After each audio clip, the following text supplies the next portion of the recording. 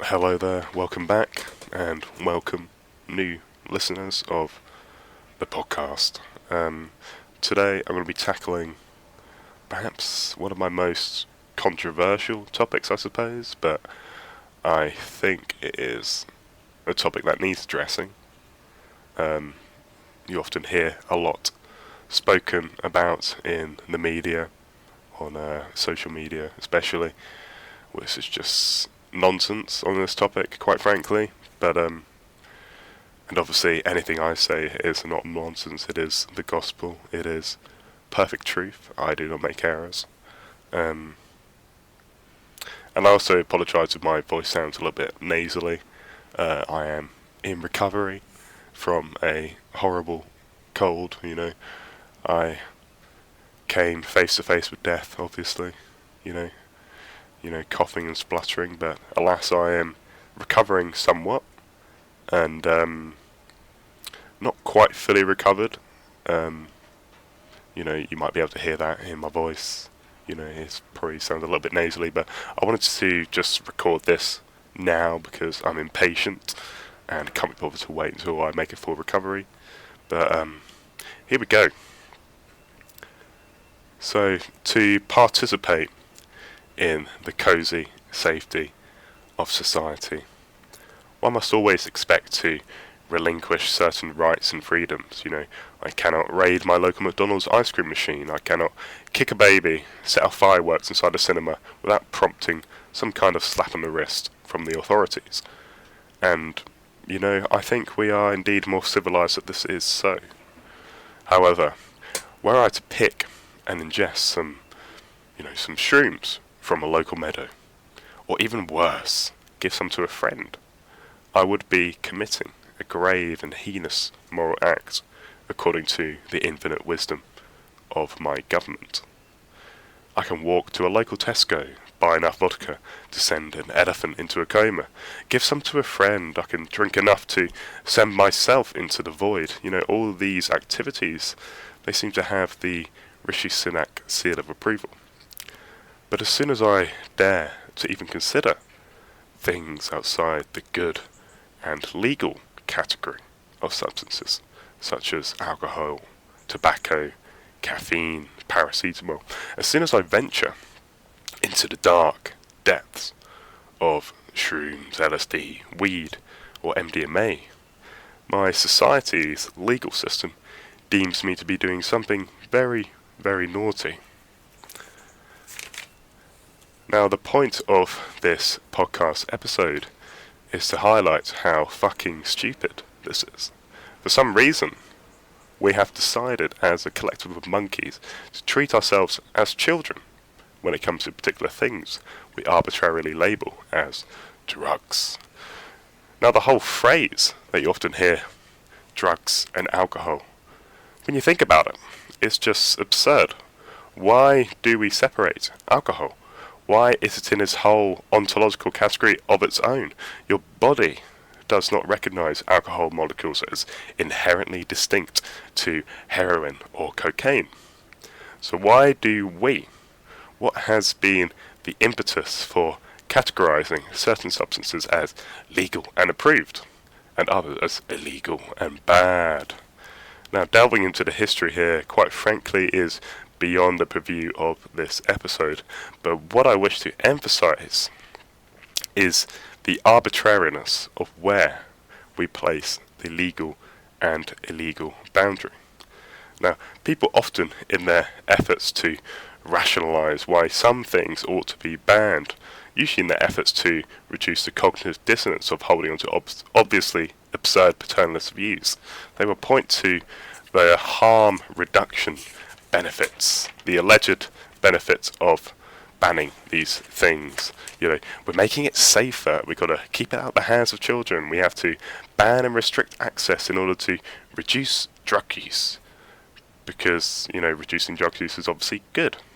Now, this would be fantastic if it actually worked, but since the war on drugs has been persisting since the 60s, and drugs still exist, it would appear that this perspective is just obviously naive. And I also want to emphasize just how profoundly moronic the central objective of this thing we call the war on drugs.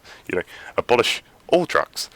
No human society has ever existed and probably will ever exist without any kind of drug consumption. And quite frankly, I would not want to wish to live in such a society. I quite enjoy coffee. I quite enjoy the freedom to consume various things to alter my state of consciousness.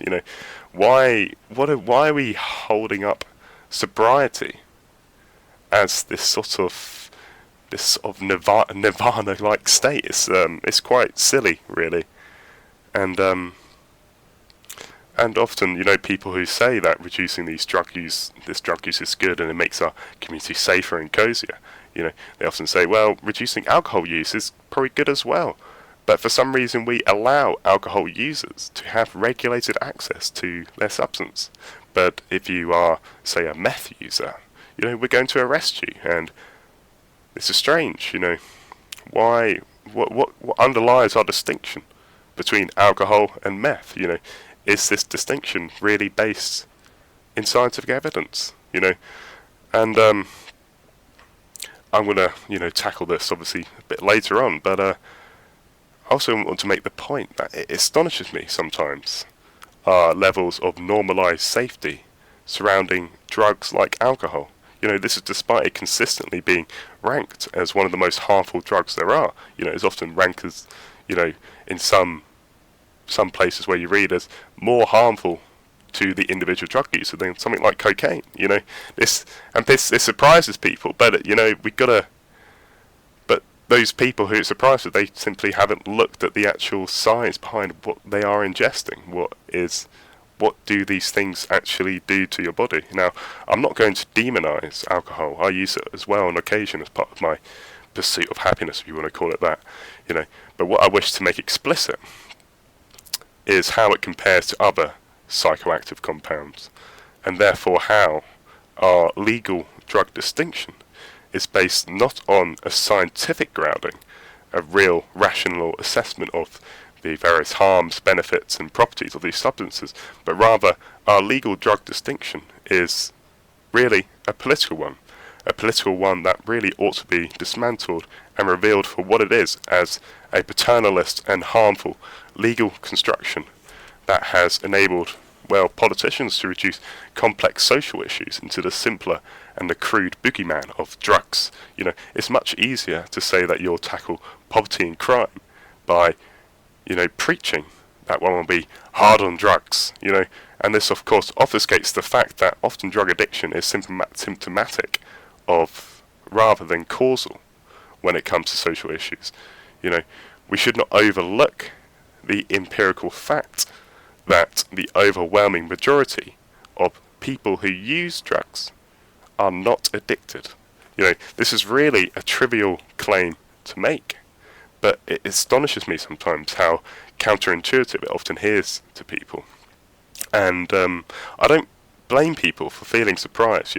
Decades of drug messaging and propaganda from schools, governments and police have repeatedly drilled in this pernicious myth that all drug users are engaging in self-destructive and addictive behaviour. Now, we would not be silly enough to claim that everyone who drinks coffee or beer is in the grips of a harmful addiction, but we for some reason engage in this mental gymnastics when we visualise the cocaine, the weed or heroin user. These mental gymnastics are basically based on brainwashing rather than coherent reasoning. And I would highly encourage you listeners, as I have done myself, to really critically assess your own biases and intuitions when it comes to particular drugs. Often our idea of drugs are shaped by what we perceive in the media, and unless you're actively seeking out scientific information, your entire epistemology is going to be modelled on what you have seen on the news and TV shows and movies, etc. And unfortunately, most of the representation of drug use in media emphasises the sensational, as in Wolf of Wall Street or Train Spotting, to use some examples. They emphasise the exciting, the dangerous, the entertaining properties because, this makes for great TV. And as a result, they tend to fixate on the harmful, the dangerous elements of these things, which reinforces a certain stereotype notion of drugs and drug users. You know, the lazy pothead, the geeked out coke user, the heroin junkie. And, well, because all these myths and archetypes already exist in the public imagination, writers and media who themselves are, well, probably clinging on to some of these views, they essentially reinforce these misconceptions when they represent drugs in a particular manner. You know, think about it. When haven't you seen a weed user represented as some impulsive and lazy hippie, a heroin user as a low-life addicted junkie, a meth head as someone who is permanently tweaked out, constantly in search of their next high? You know, these stereotypes that are shown in media, they form the foundation from which most people derive their views on drug users. And the question that I wish to pose is, to what extent are these stereotypes really accurate? Or could they perhaps be severely misleading us from the reality of drugs and drug use? Now, if my tone is anything to go on, I'm sure you'll not be surprised to hear me say that these media fictions paint an extremely inaccurate and harmful picture, a picture that has justified well, let's face it, a reprehensible restriction on our freedom to act as adults, to regulate our own conscious experience. You know, unfortunately, many have participated in this collective delusion, essentially, allowing reasonable adults to be treated effectively as children, who must be protected from harming themselves. You know, but going bungee jumping, drinking a litre of vodka, driving a car, these risky activities, for whatever reason, they're fine. You know, I'm not going to lie, drugs are certainly not without their risk, and some are certainly riskier than others. But notice how our entire conversation regarding drugs are so heavily skewed towards the harms, the risk profiles. Indeed, the very phrase, harm reduction, which is often used by pro-drug advocates, implicitly primes one to consider the negative effects of substances.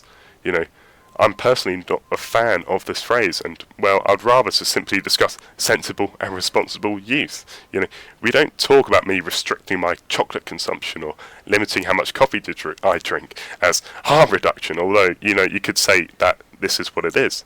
So why do we apply this phrase to other things, you know? In reality, there are just more and less sensible modes of consuming substances.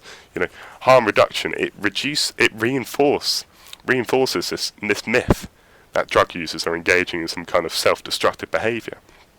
And, like I said before, this view contradicts the fact that the overwhelming majority of drug users are not addicts. Take heroin, for example, you know, a drug often socially maligned as the most toxic and addictive substance there is. You know, one would be surprised to hear that most people who use heroin are not addicted. You know, they don't meet the criteria for addiction. Rather, they are just regular folk like you and me who have jobs and they meet their various responsibilities. Now, I don't wish to present an overly rosy picture of any substance, but I think we should base any honest conversation in the empirical data that we have. Otherwise, we're just forming arguments based on prejudices. Now, estimates vary, but often 10 to 30% of heroin users meet the criteria for addiction, which shows that most people who use this substance use it without any problems. You know, and if most people who use drugs don't get addicted, as the data shows, especially for, you know, addiction, for heroin, which is, you know, like I said, the what people often point to as the most harmful one there is, the scariest one. It's at least that's how it's being presented in media. You know, the fact that most people who use drugs don't get addicted, it would seem to suggest that addiction itself could be related to factors beyond the drug. You know, feelings of social isolation, of poverty, etc. You know, and you know, if drugs genuinely did cause addiction, you know, we would expect a much higher rate of addiction, wouldn't we? You know, it's obvious, you know. And, you know, this reasoning, it doesn't come intuitively to those who are, well, steeped within a web of drug myths and misconceptions. Of course heroin causes heroin addiction. The physiological hooks grip onto you immediately, and from that moment you're just a junkie chasing the dragon. If at this point in the episode you're still clinging on to such views, I would point you to, read other people, people like Carl Hart to David Nutt. They're experts in the field of addiction and psychology, and they could probably convince you better, and of course with more credentials behind their views, as opposed to myself, some 20-year-old uni student who knows absolutely fuck all. Now, I want to keep my conversation steeped within science and empirical data, so I'm going to quote this paper, which I'll link in the description, in order to discuss what, generally speaking, has been discovered or understood in the literature, the academic literature, about drug use. And I'm going to start quoting now. In reality, the majority of drug use is episodic, transient, and generally non-problematic. The majority of people who have used various drugs in their lifetime have not done so in the past year. Only a minority become problem drug users. And this paper continues, there is a need to move away from the narrative of the problem drug user, which is in many ways still prevalent in informing policy making. Incorrect perceptions of drugs and people who use drugs should be countered by providing evidence-based, transparent, and easily accessible information.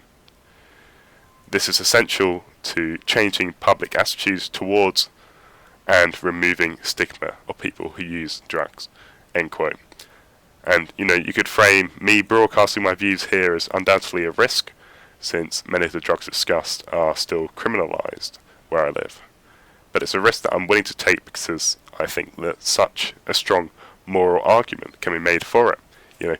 I myself am an adult who uses psychoactive compounds as part of my pursuit of happiness. And to be frank, I'm a better person for my drug use.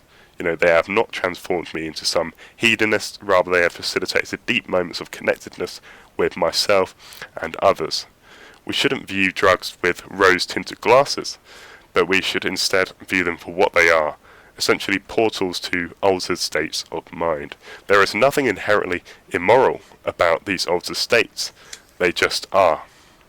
And any society that should limit my freedom to access these altered states, I think should be actively resisted.